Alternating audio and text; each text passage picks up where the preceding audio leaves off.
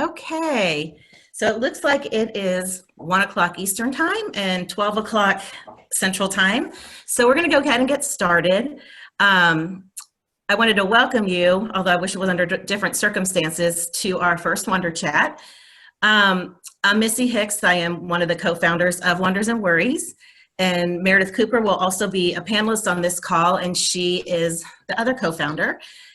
Just a couple of logistical details or housekeeping items first. I think I should have all your mics muted. If not, you can just try to be sure that your internal mic is muted. The video is not enabled for attendees, so don't worry, we can't see you. We know you can see us. We are not using the chat feature, but we are using a question and answer feature. You should see that on your screen. So if you have a question, you can type that in, and as we move forward, what we're going to do is I'm going to try to collate the questions together, and we'll take different breaks, and I'll ask those to our panelists. But I probably won't answer those in real time for you because I'd rather it be live out there for everyone to hear. We know that there's a lot of traffic on the internet right now, so if there are any issues, please know we are recording this, and it'll be available on our website, and we can get that out to people. So just in case you have a technological glitch, there is a backup plan for that. And then finally, tomorrow you'll receive an email with a link to a survey. We just kind of want some feedback about how this session has gone and any other feedback you might have. So if you can complete that survey, and when you return it, you will receive a certificate of attendance showing that you attended this 1-hour webinar. And then also there'll be a link to register for our next WonderChat. We plan to do these every Friday for the next, 3-4-ish weeks, just to provide support to our community. It's been so amazing to see all the support amongst child life specialists throughout the country during this challenging time. So we want to continue to provide support where we can. So you'll get that recorded, sent to you. So let me go ahead and introduce our panelists. I introduced Meredith Cooper. She is the co-founder of Wonders and Worries. We also will have Kim Fryer, who is our clinical program director at Wonders and Worries, and Crystal Wilkins, who is our operations program director at Wonders and Worries. And they're going to share how the current COVID pandemic impacted and thus requiring us to change our service delivery model. And we want to walk you through our process to hopefully give you some maybe ideas or nuggets of information, just to think, as you think about how you have to transition and change programming. We're hopeful that we can be helpful in that way to you. Also want to share some lessons learned along the way. So I will turn it over to Meredith. I'll be monitoring the questions, like I said, and then I'll collate those together. Meredith? Thank you, Missy.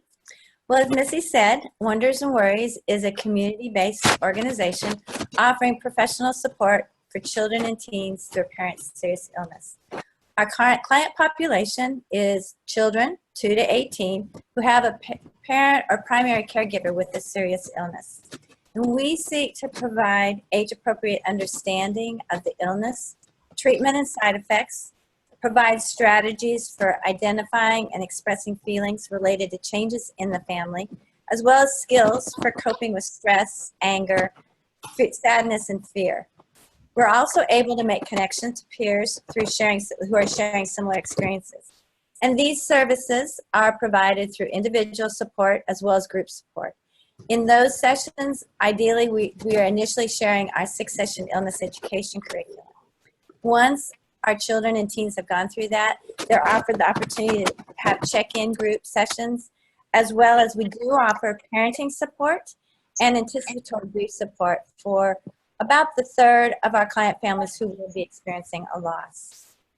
Typically, our service delivery occurs in 4 Austin locations. We also have an office in San Antonio. Over the last 3 years, we have consolidated and updated our infrastructure, which allowed for us to initiate some virtual programming. So we've opened a helpline, developed a teen app, and created parenting podcasts. The update in technology and the initiation of some of the virtual programmatic services allowed us to consider offering technology-assisted support sessions that were traditionally held face-to-face with our clients. About three and a half weeks ago, it feels like a lifetime, but it was really just about 3.5 weeks ago, that the reality for us in Texas started to really hit home that we were going to need to look at potentially adjusting services for a significant amount of time. And as that weekend kind of occurred, Kim was focusing a lot on what it might look like if we decided to provide technology-assisted support sessions. And while she and Crystal will be sharing that process, I took the steps of looking at the rationale behind making that decision.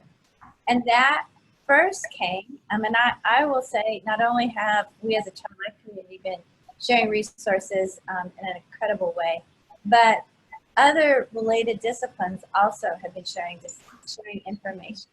And across my emails initially came a wonderful blog by a playful therapist, and in her blog, she was talking about thinking about moving her play therapy sessions to virtual support, and kind of initially thinking about, well, what could go wrong in this area? And ultimately that drove her to looking at the ethical guidelines behind her discipline, particularly the American Counseling Association. And as I read through that caused me to turn to our Child Life Code of Ethics. And as I reviewed our Child Life Code of Ethics in conjunction with the American Counseling Association, not only did they align, but there was also the ability for me to start looking at each of those ethics and thinking about this, what I felt was an ethical dilemma.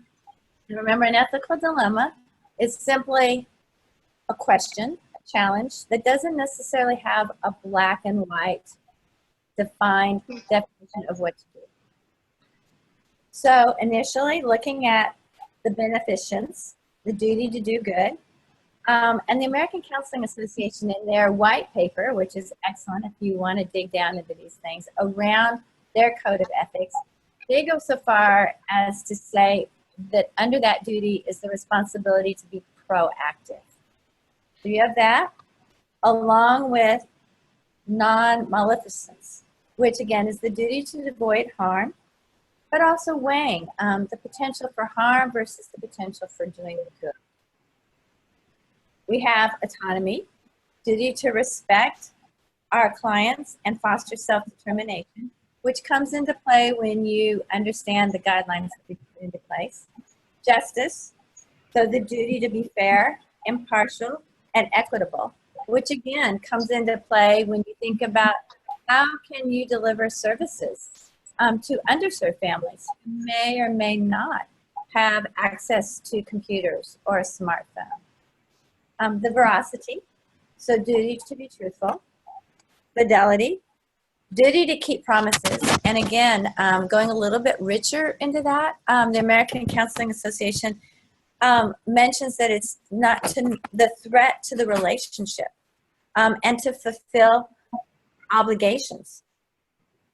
There's the duty to be competent, the duty to attain and maintain adequate skills and abilities to perform responsibilities, as well as our duty for confidentiality, the responsibility to respect and protect privacy. So again, thinking about that process, what needs to occur, identifying the problem, looking at potential courses of action, considering the pros and the cons, creating a plan, and moving forward with documentation as to how you got to that plan. So that is essentially the process we went through. And again, the ethical guidelines that stood out for Kim as we moved to that decision to provide offerings as a choice for parents, particularly was that in autonomy, respecting the fact that parents can choose or not choose to have the services, but making sure that without abandonment, we offered that choice to our client families. What decision was in the best interest of the clients, and then the fidelity. the commitment that we made to be there for our client families and the community that has invested their funds in us. Not only did we have the duty to continue the relationships with the clients we have, but to be able to be available for referrals at this time of crisis for other families that might need us in the community. So I'm feeling comfortable with the choice to be able to offer technology-assisted services. I've reflected back again on the fact that our staff has a responsibility to be trained, to be competent in this new shift of services.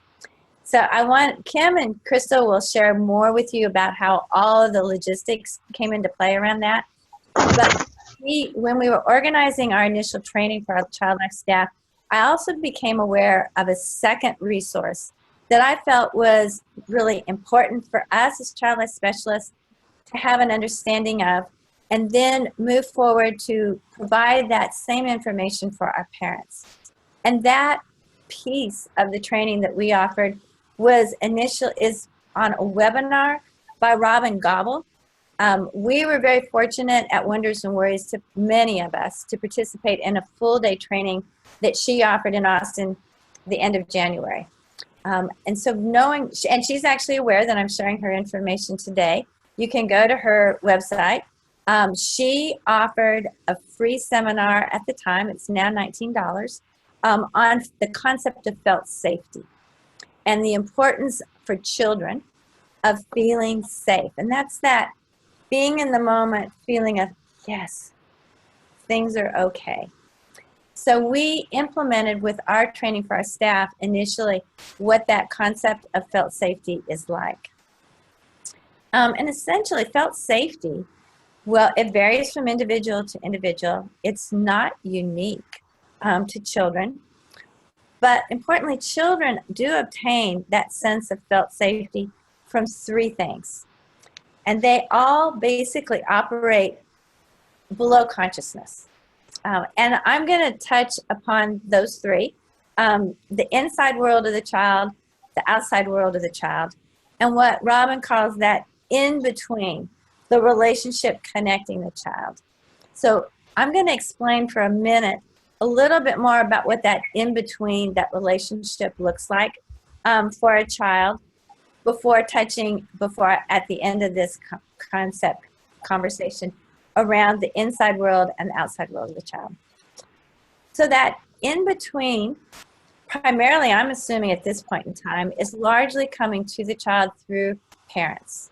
Some of you who are able to actively see clients at this point in time may also be contributing to a sense of felt safety in your relationship with child or parent.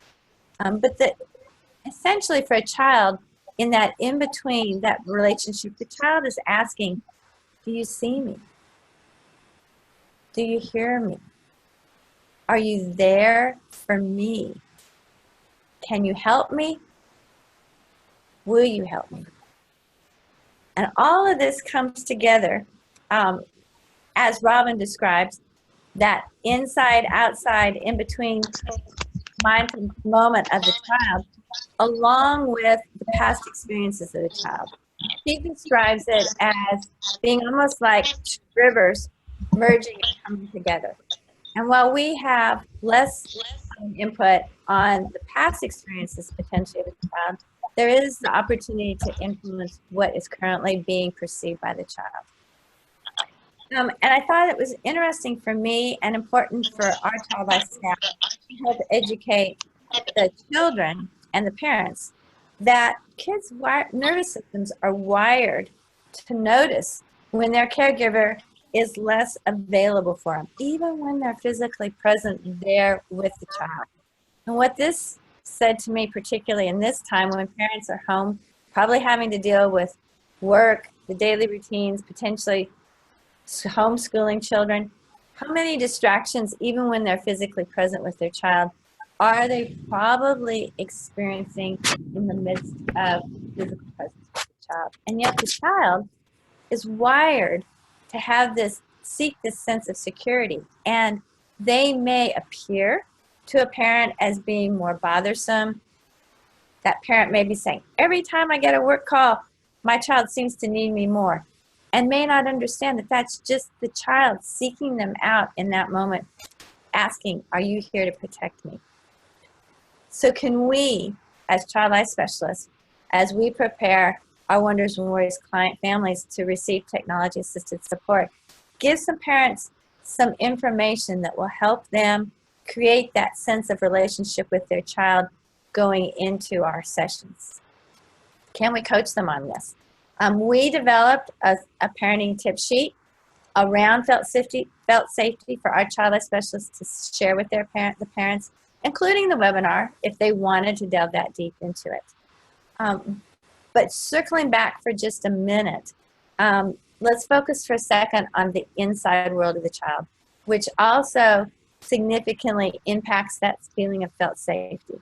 And a lot of the inside world of the child, those respiratory rates, heart rates, all those things we may not be able to influence. But what can influence the inside world of the child are three things: hydration, food, and movement. And again, this resonated at this point in time, certainly around food. Many of us are aware that children, for a significant majority, were receiving their breakfast and their lunch at schools. Where is their food coming from now? Parents are feeling threatened with limited incomes. Are they able to provide food for their children? Do parents understand that children, when they're stressed, need to eat more often? Young children need snacks every 2 hours to help stay regulated. Well, same for hydration. How many are aware that how important it is to offer children water regularly and often through the day? Movement. Again, children need breaks to get up, move their bodies regularly. Many of the children in this country may not have access to a green space. They may not have a backyard. Certainly many can't be going to parks. So how much movement? And are parents willing to be flexible? Are they willing to adapt some of the rules in their home to create little jumping trampolines? Maybe it is a bed that all of a sudden you do get to jump on. How are they allowing hydration, food, movement to be calming, helpful entities that create that felt safety? The other component of it is the outside world for the child. And these are areas that as child life specialists, I think we excel in. We realize and recognize that the ability to have structure, a regular routine, predictability, those all create safety and security for children. How can we help parents understand that in the midst of this crazy new normal, that the importance of creating those things for their child, especially when maybe their temperaments don't necessarily lend themselves to a lot of structure. I won't go into a lot of detail on those things because you all are creative. There's multiple resources out there, including this webinar that I saw, that help parents think about how they can create ways to provide that structure and routine. But I do want to focus on one other component that actually two. I learned a second one yesterday in another amazing webinar that Robin did. Children often struggle with transitions. And again, I was thinking, how can our child life staff allow the transition at home to a technology-supported intervention or support session? How can we aid in that transition? So I honed in on this part of it a little bit more, and we know transitions, as I said, can be difficult for children. The one tip was that children often connect to the activity they're engaged in. They're connected to the painting they're making. They're connected maybe to the chapter book they're engrossed in. And all of a sudden, it's time to shift, whether it's to a Wonders and Worries session or to dinner. Maybe it's family walk time. How can they help with that transition? If a parent becomes connected in the activity itself with the child, they can almost form a bridge to connect the child to the next activity that they're going to do. So being aware of that parental involvement and engagement around the activity can help transition the child. But the other piece of advice was offering a wild card, and especially for younger children who gravitate towards more tangible things. But for any child or person, having that awareness that these are kind of unpredictable times. And for many of our families, the unpredictability of illness only adds to that unpredictability. How we may, as a family, have to step out of that structure, out of that routine that we've posted. This is what our daily schedule is going to be, because something unexpected may come up. And we're going to create some wild cards. And that wild card is just when I get to share with you that, hey, something has come up. Remember that wild card I told you about? We're shifting. We're not going to do this routine. It's time to play a wild card. And offering children wild cards. Helping them know that they can play a wild card once in a while. That maybe they don't want to transition for the family walk just yet, or stop and take a break for lunch. Maybe they want to have compromise in the schedule and be able to shift a little bit what that routine is. So that was another tip that we passed on to our child life specialists. And at this point, I am going to check in with Missy to see if any specific questions pertaining to what I've just explained has come up. And then we will transition to Kim and Crystal, who will talk about how, after going over this rationale for the decisions we made and documenting it through both these resources and the training that we did, and explaining that first piece around felt safety, we went on to prepare our staff for technology-assisted support. Great. Thank you, Meredith. I've been answering some more logistical kind of questions as they come up on the chat. So nothing specific to this, but I think it was really important for people to hear that even though we all anecdotally know, like you need to continue services and children need support, we wanted to make sure that we had a solid foundation of sort of doing our due diligence and documenting it about the decision to shift to do our services virtually versus just not being able to do them at the moment, but just having to shift. So I am going to turn it over to Kim and Crystal, and they will talk more about the specifics of the transition. Missy, yay. Okay. Hello, everybody. I'm just really honored to be here with all of you, and want to jump into, after we decided that, yes, not only should we do this, but we, just as professionals, have an obligation to continue to serve our families in this time of crisis. We shifted to, okay, so how is this going to look? And we just started working together as a team. And as we share the different processes that we went through and decisions that we made, I just want to preface it, going back to what Missy said, that our environment is unique, as are all of your environments. And we hope that our process may just get your wheels turning. There may be pieces that you're like, oh, we want to do it exactly that way, but most of it won't exactly transfer to your settings, and that's absolutely okay.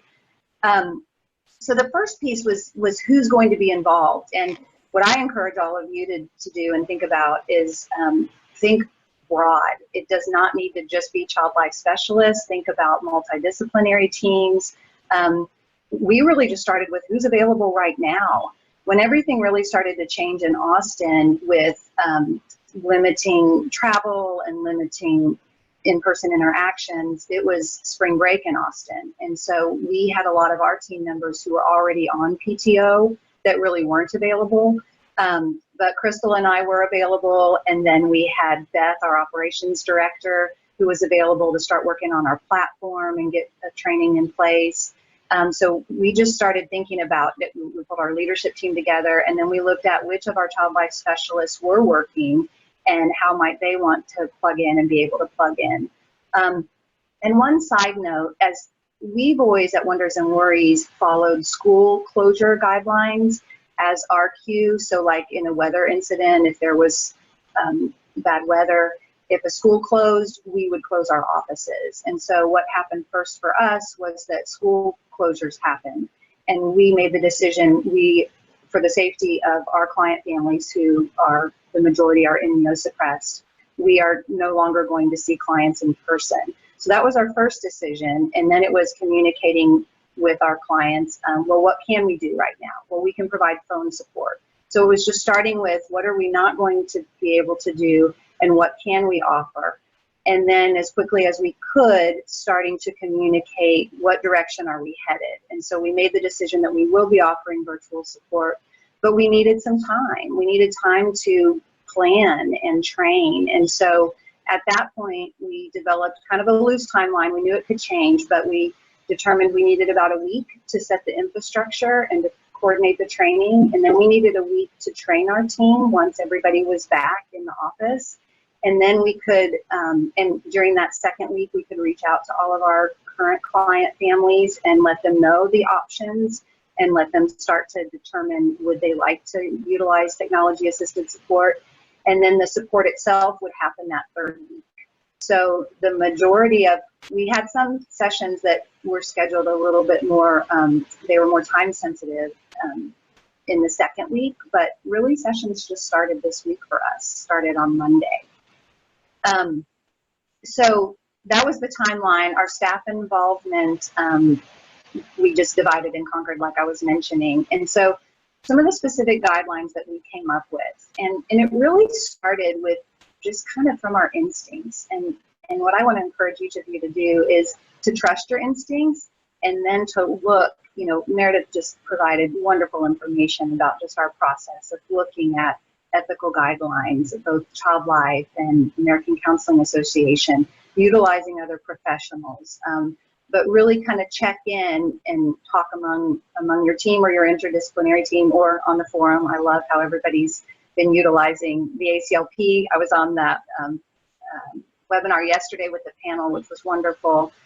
But start with a gut check. And so we just started with what makes sense to us. And so the guidelines that we set was that we would not offer technology-assisted sessions to children under the age of 5. Children in the age range of 5 to 12, we would require that a parent be present in the room. And we'll come back to that a little bit and talk about the role of parents. And then teens 13 and older, we felt comfortable that we could have a virtual session with them without the parent right there in the room, but the parent needed to be available in the home if we needed to reach them, and that the teen and the parent both knew that we may need to call the parent into the session potentially. With children ages 5 to 12, we'll talk about this a little bit more later, but we were really drawing on what we know about just guidelines for social media and interacting with technology, that it really is at age 13 where that children developmentally, that teens developmentally are able to understand the difference. And we were really aware that this is a very unique way of interacting from our home to their home. It felt very different, it feels very different, doesn't feel as professional, and younger children don't understand those differences and nuances. With the role of parents, what we set up as guidelines is that the parent and child could determine, and of course the child life specialist can help guide them, is the parent going to simply be in the room and maybe even be doing something else entirely, have headphones in, and several of our child life specialists expressed concern that the 10 and 11 and 12-year-olds were not going to want their parent in the session with them. And our ongoing clients, they are not used to having their parents in the session with them. And so we just really brainstormed how could that still feel like it was a private interaction, but be a safe interaction where that parent was available if needed. And so the parent could simply be in the room and be doing something else. The parent could be more an observer and maybe tuned in, but not interacting directly. Or the parent could be a participant in the session. And we were thinking more along the lines of our practicum students in our setting who sit in on sessions and they follow the lead of the child life specialist and they follow the lead of the child in terms of their level of involvement.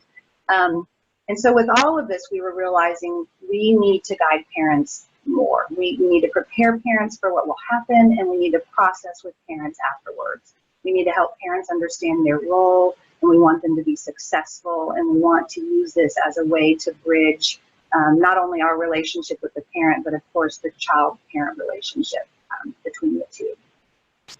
The other thing around setting up the guidelines, we made the decision that we would offer virtual support only to clients that are within our current support area. so that it would only be a family that could come to one of our offices, or that we could travel to that was within our travel zone.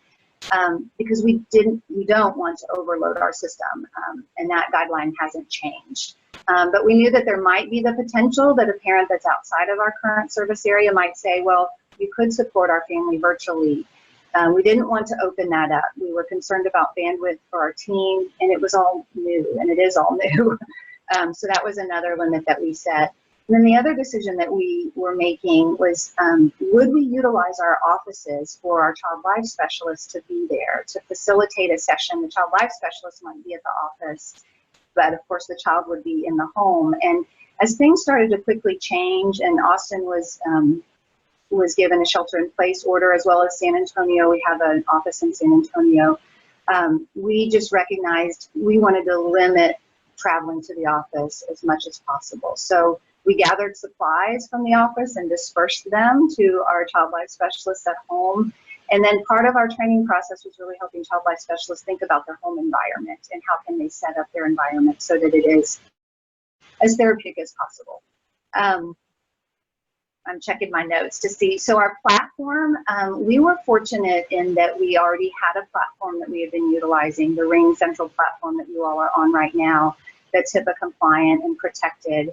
And so it was more a matter of training our team in how to use the platform to the best of the use for this situation. And that's where our operations director jumped in and created a training and really helped us all get up to speed on that platform. I know there's lots of platforms out there, and there's lots of people sharing great information about, you know, the different levels of kind of safety with those platforms. And I know hospital settings are very unique, and then you might have to only be internal to use a platform, and there are a lot of challenges. One of the things that we did need to check with early on was liability, where we covered liability-wise if we're offering virtual sessions, and fortunately we were. But we learned in the process that only our full-time staff were covered and not our PRN staff. And so the way we could work around that is for our PRN staff to have their own policy, their own liability policy, and require that before they're providing direct support. So that may be a workaround for some of you in your settings. It may not. And then consent. So of course, consent is very important. Across the board, we needed to add a consent addendum for parents to consent to technology-assisted support. And we just utilized a consent form that we found that a counseling center had and adapted it for our purposes. But then we also had to set up where we could gather consent electronically. We hadn't done that yet, so that was another kind of learning piece that I took on, so that we could send all of our forms electronically and parents could sign them electronically. I guess the last thing is just the pre and post consults. So we required that parents, one, agree that, you know, consent to their child being involved in the virtual sessions, and that we can connect with them pre and post session with the parent to prepare them and process with them. And then I guess the last piece I'll say is for our families, Meredith mentioned earlier, our families who may not have smartphones or may not have computers at home, we had a separate process that we went through, and Crystal may touch on this some when we talk about our curriculum modifications, where we realized we could focus on phone support with those families, and we could send supplies so that they could do family sessions that we wouldn't be present for. So that's how we shifted, so that we could support them in a way that we hadn't before, but that, you know, it's not virtual support in the same way where we're face-to-face. Okay, so let me stop there and shift to Crystal, who's going to talk about our curriculum modifications. Kim, before we shift, Crystal will be with you in 1 second. There was a question that came through, and I think you kind of talked about this a little bit, but about platforms recommending to facilitate these virtual visits. And I know, and I'm sure everyone out there understands that they have to look through their institution and figure out what's going to work and be acceptable, privacy-wise, HIPAA-wise for their institution. Do you have any additional comments on that, though, about things that you've heard? I've heard people talk about Doxy. Is there anything else you want to The only other thing that I've heard, and I think this came up on the ACLP panel yesterday, is that Zoom has different levels of protectiveness. So there's a HIPAA compliant platform that's part of Zoom, as well as just the open platform. So, but other than that, I don't have much information. Okay, and I know some of our, some people that are doing more community-based practice have talked about the Doxy platform, so that may be something people can look into that. Someone just put on here, and then I'm going to turn it to Crystal, but someone just added, thank you, Carrie. It says, we are using Simple Practice. It is HIPAA secure. So Carrie, thank you for sharing that. Thank you. And then I will go ahead and switch to Crystal.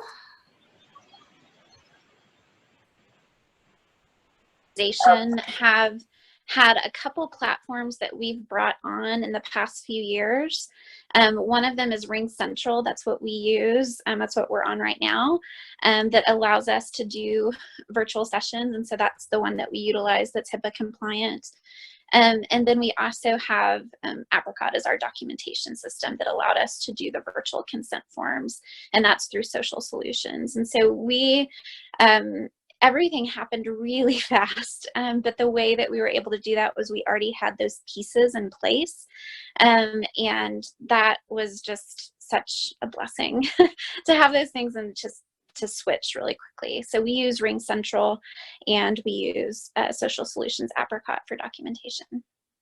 So I will switch gears a little bit and talk about how kind of my task alongside our program team was to look at our curriculum, which for those of y'all that don't know a ton about Wonders and Worries, we have an illness education curriculum that's 6 weeks in length.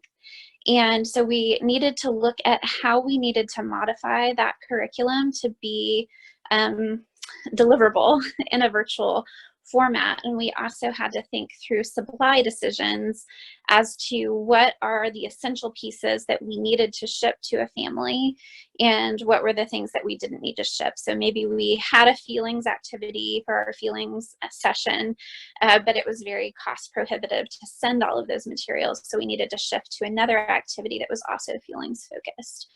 And so we divided and conquered. We had 2 amazing child life specialists who work a lot with our underserved population, and they were the ones that really put the kits together that were going to be delivered to families who were doing primarily family sessions, who were not going to have the virtual support of a child life specialist, but would have the parent consultation before and the parent consultation after. And so they worked at kind of trimming that curriculum to be what was really essential for that. And coming up with some tip sheets on how to guide families for being the therapeutic agent that we're used to being as the child life specialist. And so they focused on that, while we had another child life specialist focused on our core curriculum, our 6-week curriculum that could be delivered virtually with a child life specialist guiding the family and just trimming that to be the essential pieces. And then I worked with our executive director, Alex, on who are we going to order from, what made sense as far as how many kits do we send all together. And so for our core curriculum, which is 6 weeks in length, we determined that we would have 3 kits. So we had kit 1 that had sessions 1 and 2, kit 2 that was 3 and 4, kit 3 that was 5 and 6, and then our session 3 and 4, we needed to have some teen modifications. So we had an additional kit that if it was a teen that we were working with, that had a little bit different supplies. And so then we started looking at, okay, where do we order from? And Amazon is kind of the go-to, right? But we also recognized that Amazon was shutting down a lot of third-party vendors and things that they utilize a lot for their supply demand. And so in looking at the speed with which we needed materials to be delivered to be able to start sessions soon, that Amazon was not going to be the best fit. So we ended up going with Walmart and developing those kits through Walmart. And Walmart is awesome. They have this little feature called lists. And so we were able to take our kits as we created them to where now our child life specialists, when they are working with their families, say they're on session 3, they go, okay, this is our supply list of what we need to do this session. They walk with the family to say, do you already have markers? Do you already have this? Do you already have that? And they create their little cart and then they ship that to their family. And so that was kind of our process for modifying the curriculum in both of those two entities, for our virtual supported sessions as well as our family sessions. And so I'm trying to think if I missed anything there. What we found, which actually I'll wait on that because we'll talk about challenges in a little bit. Crystal, I'd have a couple questions if you don't mind taking a break and answering these quick. Please, yeah. So one question came through that said, did you add the requirements for parental presence to the consent or create a separate document for parents to sign in acknowledgement? So the consent for virtual services, did you create something different? I don't think in our virtual consent form, I believe that it just included consent for virtual delivery of support, but it didn't necessarily specify the parenting role. Kim, can you correct me if I'm wrong on that? That's correct. It was just the parent agreeing that we could provide virtual technology assistance support to their child. And then the parent being present was just a conversation that we had with the parent. And I'll add one other thing, and this is all fluid. I mean, all of these things, we're just, we're trying it as we go. We had originally set the guideline that we would only do a session with one child in the family at a time. We'll often do sessions with siblings together in person, but we felt like that was going to be too challenging on the other side of the screen. But we've already modified that. Some of our staff are like, I need to meet with the siblings together for different reasons. So, so that wasn't a hard, I guess it is a hard line, but it wasn't. It wasn't part of our consent. No. And here's another question I want to get to while you're talking about supplies. Was there any thought about the items you took to families as far as limiting the possibility of germs / COVID-19? Did you tell parents to wipe off items or anything like that? So we shipped them directly from Walmart, and we talked about that. That was part of our staff training, because some of our staff, because we needed to prepare our supplies for the families, but we also needed to prepare the supplies for the staff. And so there was we had to create the list of what they needed in their home, and then we did porch drop-offs.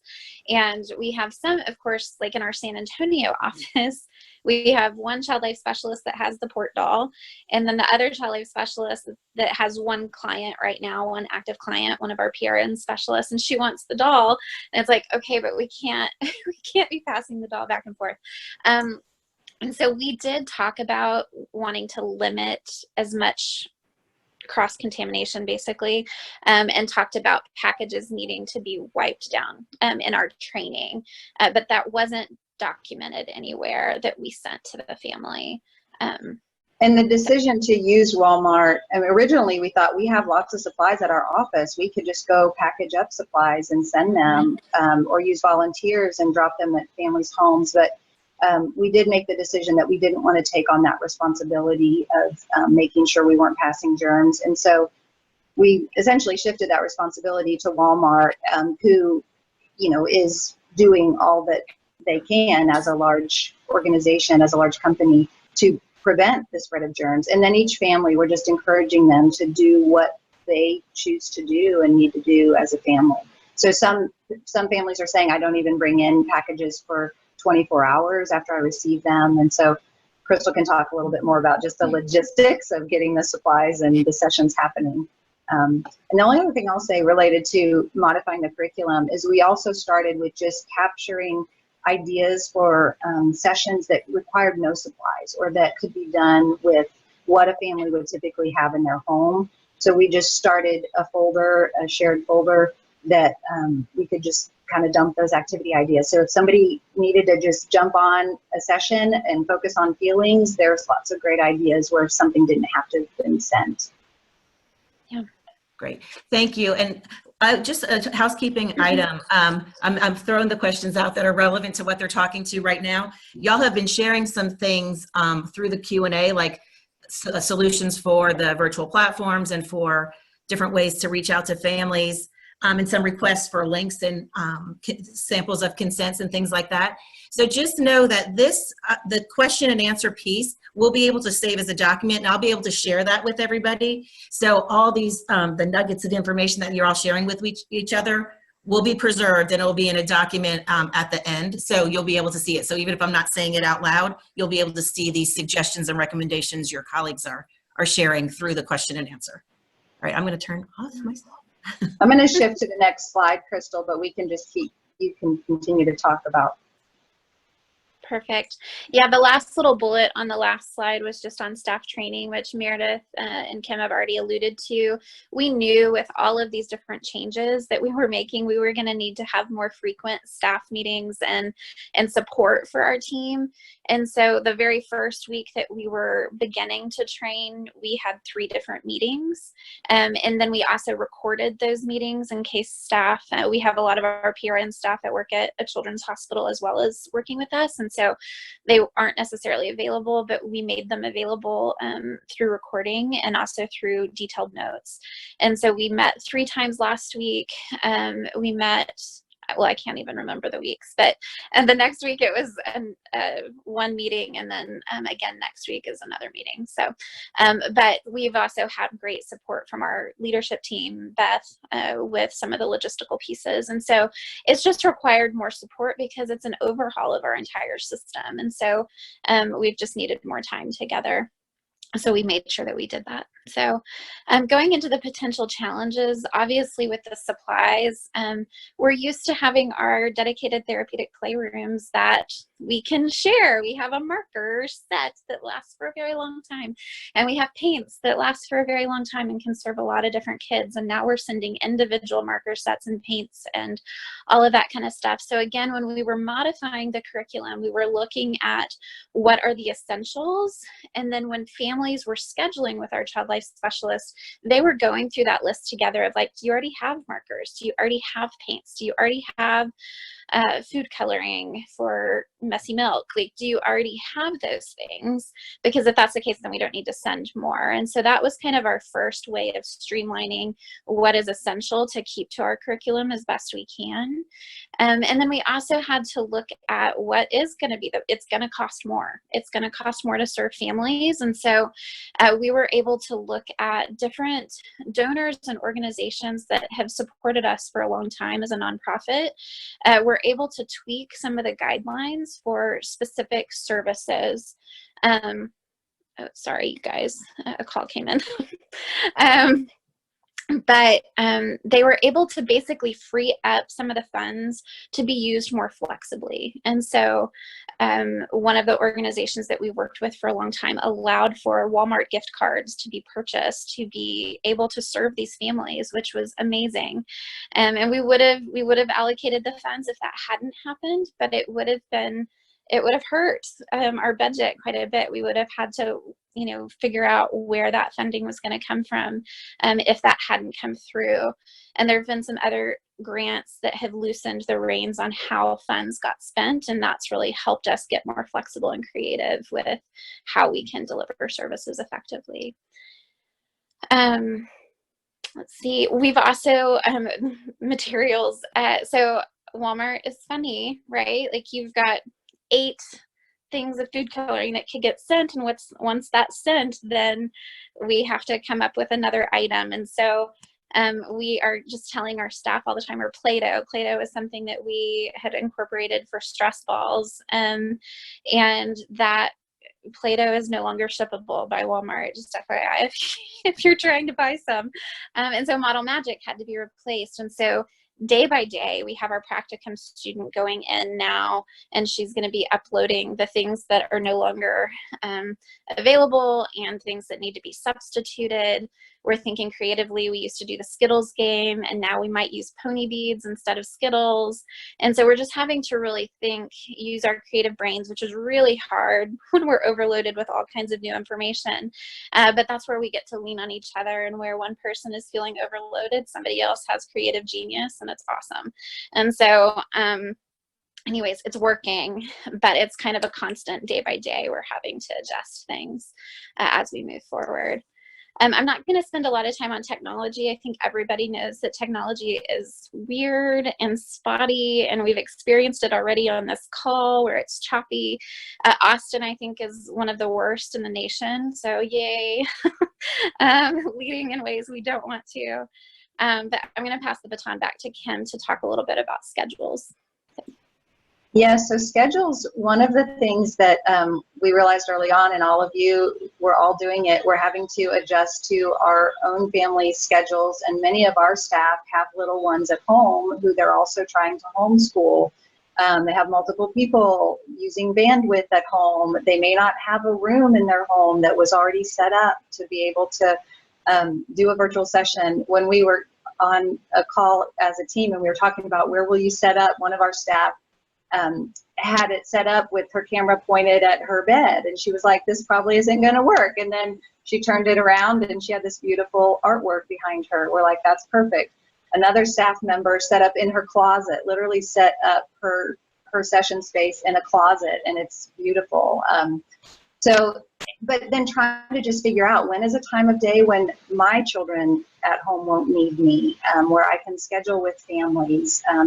So the prior schedules that everybody had were just kind of blown up, like that wasn't going to work now.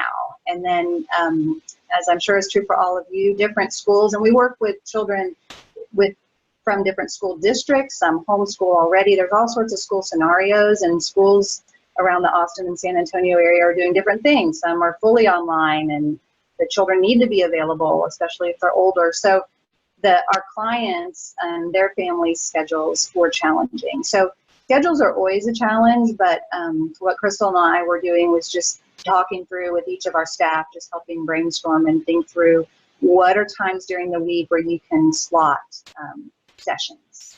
And yeah, and then we also learned with ordering supplies, only one person can be in the Walmart account at a time. Two people were in there and somebody added stuff to somebody else's cart. And I just heard yesterday that a family received Red Hots for blood soup, and those Red Hots were supposed to go to a different family. So there's all sorts of fun things going on. Adapting for underserved families, we talked about this already, doing family sessions, in-home sessions, and sending kits versus a virtual technology-assisted session. So that has been our adaptation, and we've always been available for phone support, and so we're just continuing to do that. And of course, we offer to families if it's too much to. When we started, we thought, I think a lot of families aren't going to want to do sessions either in home or technology assisted sessions. They'll just wait until we can see each other again in person. But that was not what we found. The majority of our client families were very thankful for the opportunity and have signed up for virtual sessions or receiving in-home kits. Session lengths. Oh, do you want to talk, Crystal? I'll let you talk about the session lengths and what we were thinking about with technology. We just recognized that session lengths may have to vary. And so initially our guidance to staff was to where we would normally allot an hour is to allot an hour and a half because of the like coaching the parents, making sure technology was on board, to the post, like it just may take longer. And so we allotted an hour and a half, but we also recognized that a child's attention span may not go for a full 45 minutes to 50 minutes, which is our typical therapeutic hour. And so, or it might need to be, we're doing something for 20 minutes, we take a movement break, and then we do another 20 minutes, just recognizing how much time people are spending on this format and how much more fatigued they are because of that. And that's for kids, but that's also for us. And so anyways, we just gave flexibility to the staff of a lot more time and then adjust it as need be. And it'll get easier the more we do it. But yeah, that was really it. So I'm going to shift to our experience so far. I know we're getting close to the end of our time together. And I'll just start with this initial, I hate it. So when we were launching this idea with our team, and like I said, we had staff, some on vacation, some not. And so Crystal and I we each reached out individually to each of our team members and wanted to have conversations with each of them to say, this is the direction we're going and we're going to be training, but had those one-on-ones. And one of our staff members, I just explained, this is what we're thinking. And then I paused and I said, just tell me your honest reaction. And she was like, I hate it. She's like, I hate it. I hate to not be able to be in person. I can't envision how this is going to work. but she was open-minded and she was like, absolutely, I'll try it. And she was actually our staff member who was able to have the first virtual session with a 16-year-old girl. And the 16-year-old has a father with Huntington's disease. And she sent an email after to our team and said, that was amazing. It went so much better than I thought. I was able to share a video with her about Huntington's, and she didn't want the time to end. So, yeah, it was, I mean, we just want to be able to be really honest about all the emotions that we're feeling. And then our second staff member who shared her first session, she was like, I wish I could say that it was like Deanna's, but it wasn't at all like Deanna's. It was very bumpy and we had a lot of technology issues and I couldn't see the child for the last 30 minutes of the session because something happened with the video. And so there's been a whole variety of experiences so far. And we talked about the what if older school age clients don't want their parent present. The other idea that came up as we were brainstorming as a team around that, because several of our child life specialists were like, I have, you know, a 5th grade client who's not going to want their parents in the room. We realized that we could use the chat feature with children and they could type via chat if they wanted to say something to the child life specialist that their parent wasn't, you know, listening to. And of course, we're talking about confidentiality with parents and with children and wanting to create that safe space. And the families have been so thankful and just so appreciative of the option, even if they don't choose to utilize it, but most have chosen to utilize it. We've had a parent that was disappointed that we weren't offering virtual sessions to preschoolers. She has a 3-year-old. So we're just doing more parent consultation with that parent. And we had several child life specialists who were thinking about 5-year-olds that they had been working with, and they were just deciding up front that these 5-year-olds weren't going to be able to focus in a virtual session, so they were going to offer some in-home family sessions as an alternative. I'll shift to Crystal. Crystal, do you want to touch on any of the others? Just the last one of the teens, we had one child life specialist who talked about her teen not wanting to get on. They were scheduled at a certain time and the mom ended up calling the child life specialist and saying she doesn't want to hop on because she's shy. And so just recognizing that it's weird to see your face on screen, and for teenagers who are already kind of body conscious and can feel a little bit awkward as they're growing and developing. And so the solution that we came up there was to maybe offer to like take her video off so she's not having to be bombarded by her own screen if she doesn't want to. And so they're exploring that. But overall, again, all the families have just been so thankful that services can be continued and have felt equipped to make the choices that they needed to for their kids. And we've got an amazingly flexible staff to be able to support parents if sessions with the kids isn't feasible. And so it's been very fluid so far. And yeah, there have been some bumps along the way, but we'll take them as they come. But I've been very proud of our team and just really thankful that we've been able to serve our community and continue to do that in the ways that we want to. So. And let's pause here and turn it back to Missy, see if there's any other questions. Actually, I've been interjecting the questions that have come through to you as we go along. The one, though, that came in, are you going to be offering any virtual programs for COVID-specific sessions and helping teens cope? Have you all processed that at all? Or it's also new, I know, for everybody, but any thoughts on that? To clarify, so is the question with children or teens who have a parent with the coronavirus? That's the way I'm reading it. Okay. Sandy, let me know if not, but that's the way I'm reading it. So we would, we've had a couple referrals of families where the parent does have the virus. Right now, we go through our process, which is just starting with initial phone consultation with parents. And the one piece I didn't actually mention is that we do require a parent intake before we offer a virtual session. And so we would go through our process with the family and we can do that intake virtually. So yes, we would offer that. We haven't done that yet. We haven't had a family that has wanted virtual support for a child who has a parent with coronavirus. We've just been guiding the healthy parent currently. And we have been gathering resources.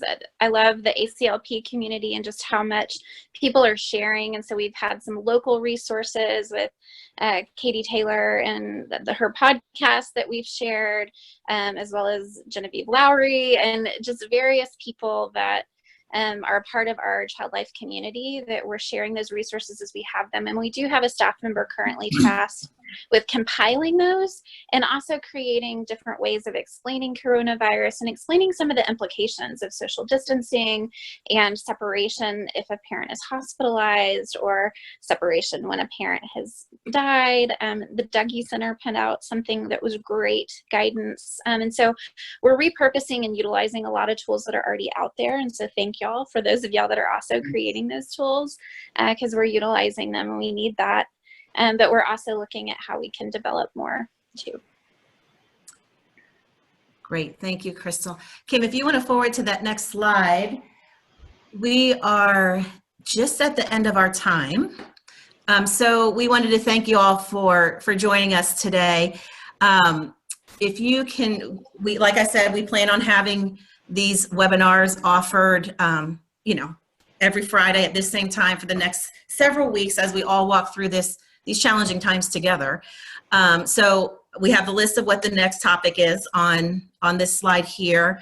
If you have any questions or comments or anything, reach out to us. You will receive, like I said, tomorrow, you'll receive an email directly from Ring Central with the link that you see there at the bottom where it says give feedback. You can either use that link or you can do the QR code to get linked to the survey, but then also that will kick you to the certificate of completion, and then a link to our webinar, our WonderChat, which will be next Friday as well. In the feedback, please share with us, though, any ideas. As we all walk through this together, new things will come up, I'm sure, as we all are going through. So please share ideas about, things that you'd like to hear about in a webinar, and we can kind of process that as a team as we move forward. So thank you, everyone, for joining us. Thank you to the panelists for sharing all this amazing information. Thank you, Missy, for facilitating. Okay, I am going to end. Bye, everyone. Bye. Bye.